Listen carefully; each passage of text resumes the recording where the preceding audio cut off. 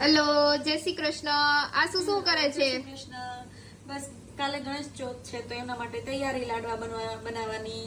લાડવા બનાવવાની ફૂલ તૈયારી ચાલે છે. ગુજરાતીઓને બધા બધું શું ભાવે? એને બધા કરતા ગુજરાતીઓને વધારે છે ને લાડવા જ ભાવે છે ગણપતિના. ઈ બી ખાસ ચૂરમાના. કેટલા દિવસ ગણપતિ રાખવાના છે?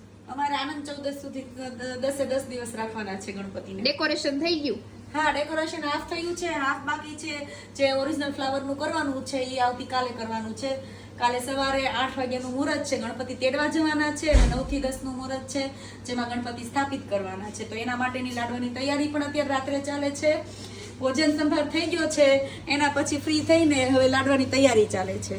લાડવાની તૈયારી થઈ ગઈ છે. જેને બહુ ઈચ્છા થતી હોય આવી શકે છે લાડવાનો અમારો પ્રસાદ લેવા. પણ કાલે સવારમાં લાડવાનો ભોગ લગાડવાનો છે અને સાંજે ફૂલ ડીશ છે. રસ પૂરી, બટેકાનું શાક અને શેરવો હશે એમાં. જેને આવવું હોય એ આવી જાજો. ફિનલેન્ડમાં ગણેશ ચતુર્થીની ફૂલ તૈયારી શરૂ થઈ ગઈ છે.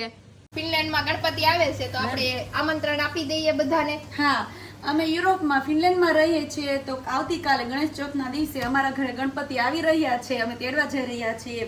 તો અમારાથી દિલથી ભાવભર્યું આમંત્રણ છે કે તમે પણ ગણપતિના દર્શન કરવા જરૂર આવજો. ગણપતિ બાપ્પા મોરયા. છોકરાઓ શું કરી રહ્યા છો? કામ બરાબર કરી રહ્યા છો કે નહીં? જોવા દો તો જરા. લાડવા બનાવી છે. જો હાલો લાડવા ખાવા ફિનલેન્ડમાં.